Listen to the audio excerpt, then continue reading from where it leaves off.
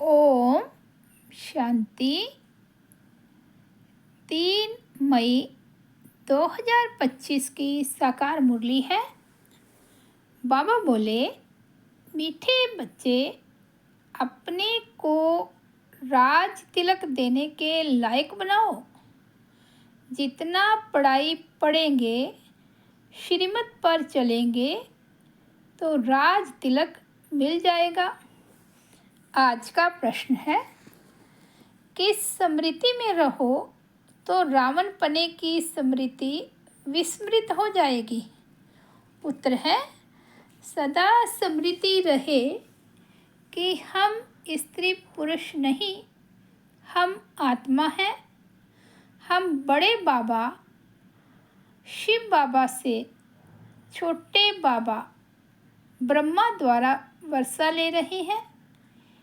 यह स्मृति रावण पने की स्मृति को भुला देगी, जबकि स्मृति आई कि हम एक बाप के बच्चे हैं तो रावण पने की स्मृति समाप्त हो जाती है।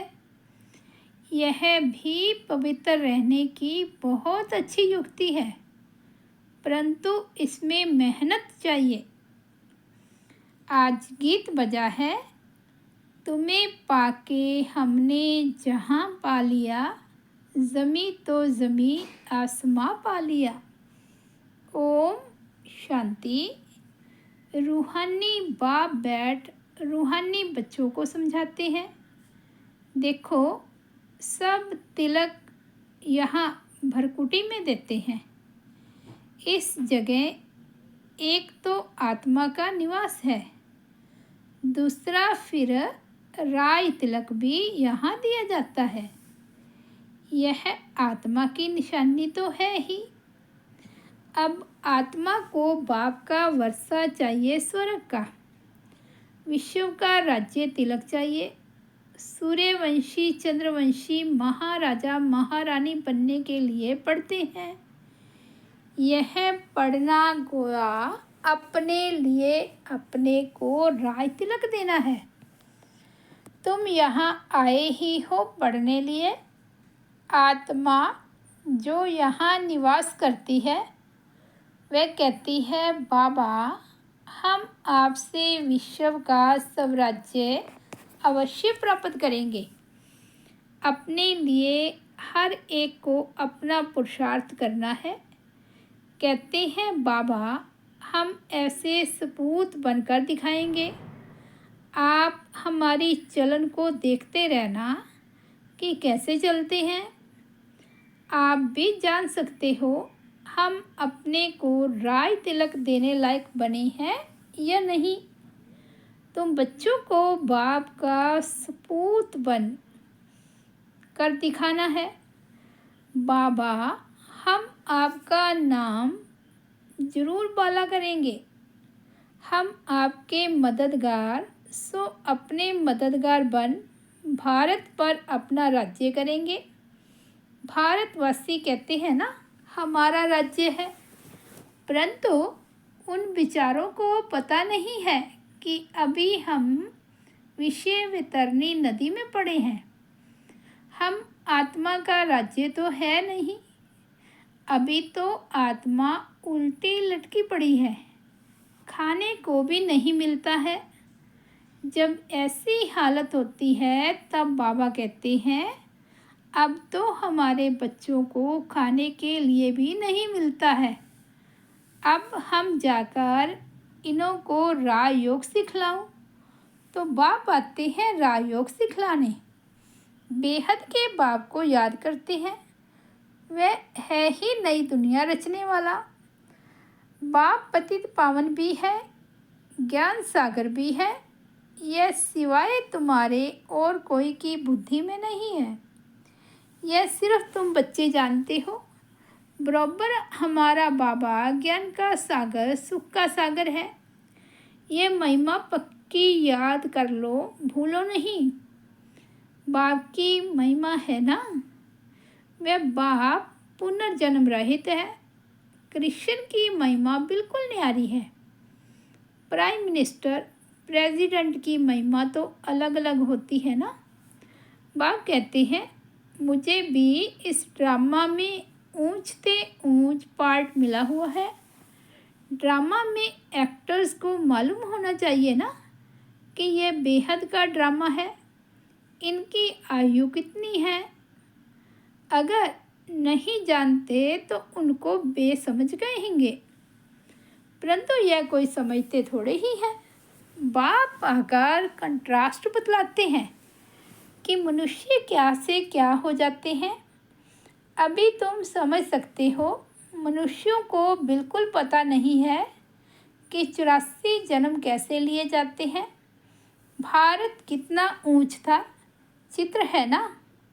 सोमनाथ मंदिर से कितना धन लूट कर ले गए, कितना धन था। अभी तुम बच्चे यहाँ बेहद के बाप से मिलने आए हो। बच्चे जानते हैं बाबा से राय तिलक श्रीमत पर लेने आए हैं। बाप कहते हैं पवित्र जरूर बनना पड़ेगा।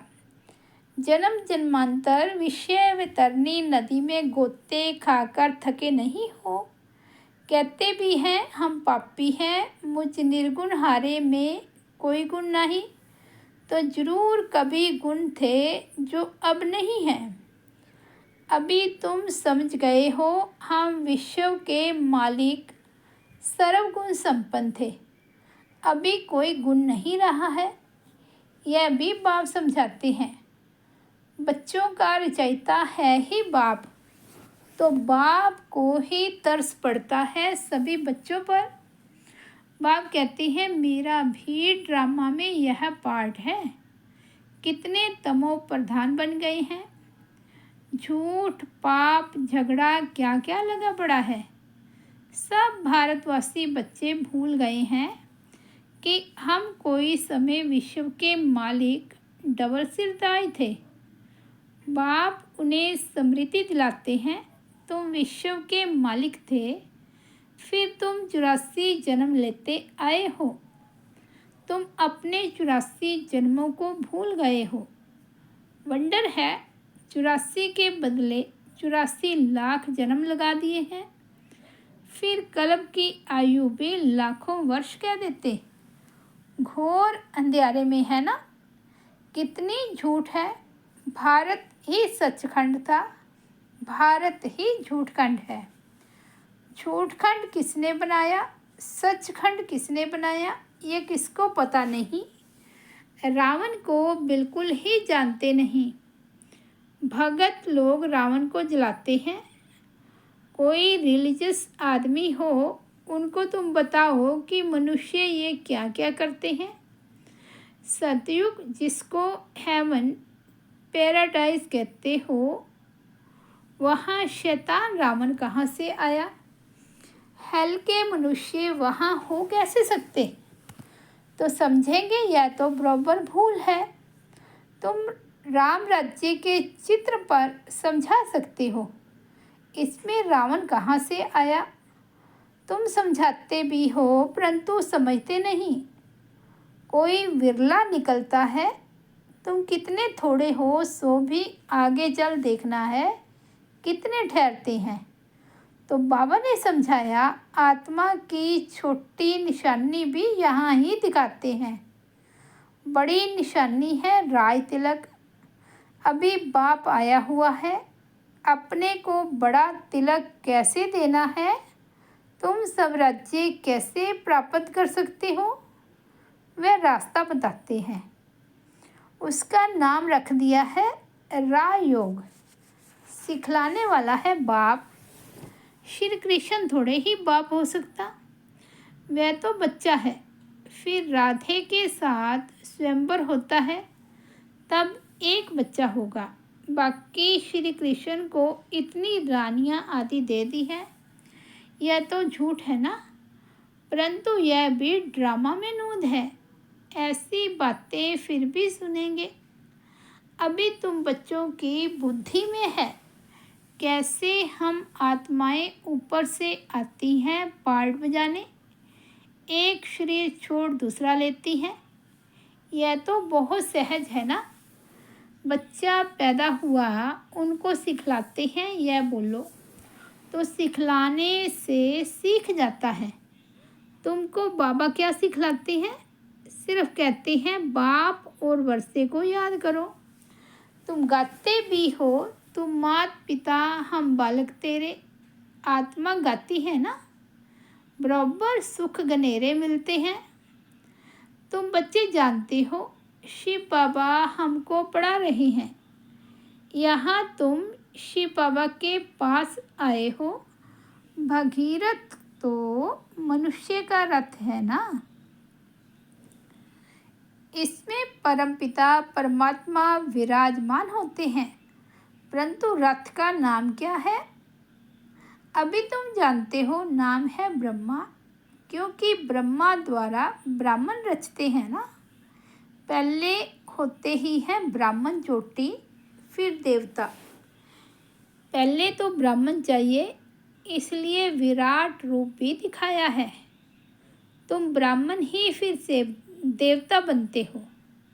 बाप बहुत अच्छी रीति समझाते हैं, फिर भी भूल जाते हैं।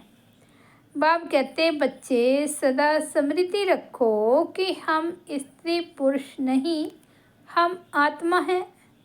हम बड़े बाबा शिव बाबा से छोटे बाबा ब्रह्मा द्वारा वर्षा ले रहे हैं, तो रावण पने की स्मृति विस्मृत हो जाएगी।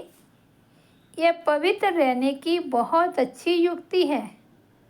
बाबा के पास बहुत जोड़े आते हैं, दोनों ही कहते हैं बाबा, जबकि स्मृति आई है हम एक बाप के बच्चे हैं, तो फिर रावण पने की स्मृति विस्मृत हो जानी चाहिए। इसमें मेहनत चाहिए, मेहनत बगैर तो कुछ चल ना सके। हम बाबा के बने हैं, उनको ही याद करते हैं। बाप भी कहते हैं मुझे याद करो तो विकार विनाश होंगे। 84 जन्मों की कहानी भी बिल्कुल सहज है, बाकी मेहनत है बाप को याद करने में। बाप कहते हैं कम से कम पुरुषार्थ कर 8 घंटा तो याद करो। 1 घड़ी आधी घड़ी क्लास में आओ तो स्मृति आएगी। बाप हमको यह पढ़ाते हैं। अभी तुम बाप के सन्मुख हो ना। बाप बच्चे बच्चे क्या समझाते हैं, तुम बच्चे सुनते हो। बाप कहते हैं hear no evil, see no evil, talk no evil. यह भी अभी की ही बात है। अभी तुम बच्चे जानते हो हम ज्ञान सागर बाप के पास सन्मुख आए हैं। ज्ञान सागर बाप तुमको सारे सृष्टि का ज्ञान सुना रहे हैं। फिर कोई उठाए न उठाए वो तो उनके ऊपर है। बाप आकर अभी हमको ज्ञान दे रहे हैं। हम अभी राजयोग सीखते हैं, फिर कोई भी शास्त्र आदि भक्ति का अंश नहीं रहेगा। भक्ति मार्ग में ज्ञान रिंचक मात्र नहीं, ज्ञान मार्ग में फिर भक्ति रिंचक मात्र नहीं। ज्ञान सागर जब आए तब वे ज्ञान सुनाए। उनका ज्ञान है ही सद्गति के लिए। सद्गति दाता है ही एक, जिसको ही भगवान कहा जाता है। सब एक ही पतित पावन को बुलाते हैं, फिर दूसरा कोई हो कैसे सकता। अभी बाप द्वारा तुम बच्चे सच्ची बातें सुन रहे हो। बाप ने सुनाया बच्चे मैं तुमको कितना साहूकार बनाकर गया था। 5000 वर्ष की बात है, तुम डबल सिर ताज थे, पवित्रता का भी ताज था। फिर जब रावण राज्य होता है तब तुम पुजारी बन जाते हो। अब बाप पढ़ाने आए हैं तो उनकी श्रीमत पर चलना है, औरों को भी समझाना है। बाप कहते हैं मुझे यह शरीर लोन लेना पड़ता है। महिमा सारी उस एक की ही है। मैं तो उनका रथ हूँ, बैल नहीं हूँ। बलिहारी सारी तुम्हारी है। बाबा तुमको सुनाते हैं, बीच में मैं भी सुन लेता हूँ। मुझ अकेले को कैसे सुनाएंगे? तुमको सुनाते हैं, मैं भी सुन लेता हूँ। यह भी पुरुषार्थी स्टूडेंट है, तुम भी स्टूडेंट हो। यह भी पढ़ते हैं, बाप की याद में रहते हैं, कितनी खुशी में रहते हैं। लक्ष्मी नारायण को देख खुशी होती है, हम यह बनने वाले हैं। तुम यहाँ आए ही हो स्वर्ग के प्रिंस प्रिंसेस बनने। राजयोग है ना, एम ऑब्जेक्ट भी है, पढ़ाने वाला भी बैठा है, फिर इतनी खुशी क्यों नहीं होती है? अंदर में बहुत खुशी होनी चाहिए। बाबा से हम कलब कलब वर्षा लेते हैं, यहाँ ज्ञान सागर के पास आते हैं। पानी की तो बात ही नहीं, यह तो बाप सन्मुख समझा रहे हैं। तुम भी यह देवता बनने के लिए पढ़ रहे हो। बच्चों को बहुत खुशी होनी चाहिए। अभी हम जाते हैं अपने घर। अब जो जितना पढ़ेंगे उतना ऊंच पद पाएंगे। हर एक को अपना पुरुषार्थ करना है। दिल होल अर्थात दिलशकस्त मत बनो। बहुत बड़ी लॉटरी है। समझते हुए भी फिर आश्चर्यवंत भगंती हो पढ़ाई को छोड़ देते हैं। माया कितनी प्रबल है।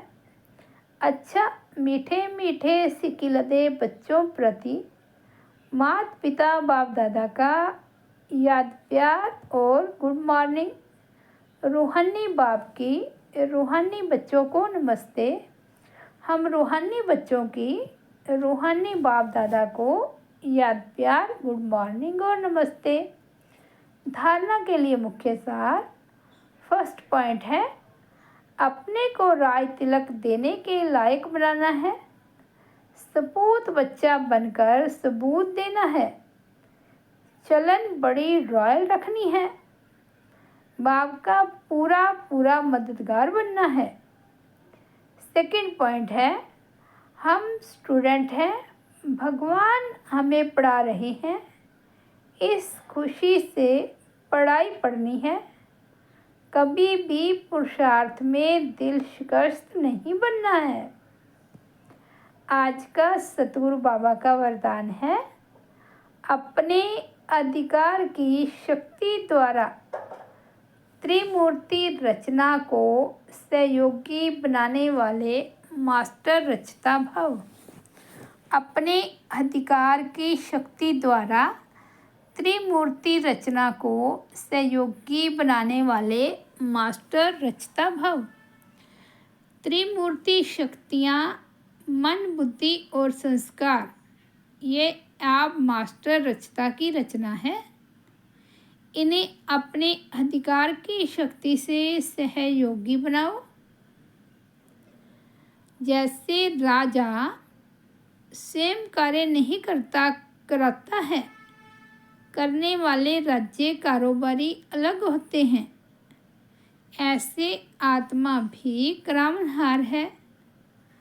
करणहार ये विशेष त्रिमूर्ति शक्तियाँ हैं। तो मास्टर रचयिता के वरदान को मास्टर रचयिता के वरदान को स्मृति में रख त्रिमूर्ति शक्तियों को और साकार कर्म इंद्रियों को सही रास्ते पर चलाओ। आज का स्लोगन है, अव्यक्त पालना के वरदान का अधिकार लेने के लिए स्पष्टवादी बनो।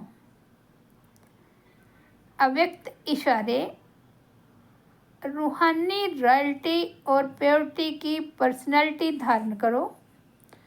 पवित्रता सिर्फ ब्रह्मचर्य नहीं, वह तो फाउंडेशन है, लेकिन साथ में और चार भी हैं। क्रोध और सभी साथी जो हैं, उन महाभूतों का त्याग, साथ साथ उनके भी जो बाल बच्चे छोटे छोटे वंश मात्र हैं, उनका भी त्याग करो, तब कहेंगे प्योरिटी की रूहानी रॉयल्टी धारण की है। अच्छा, ओम शांति। तो ये थे 3 मई 2025 के बाबा के अनमोल महावाक्य। मुरली की हेडलाइन है, मीठे बच्चे अपने को राज तिलक देने के लायक बनाओ। जितना पढ़ाई पढ़ेंगे, श्रीमत पर चलेंगे, तो राज तिलक मिल जाएगा। ओम शांति।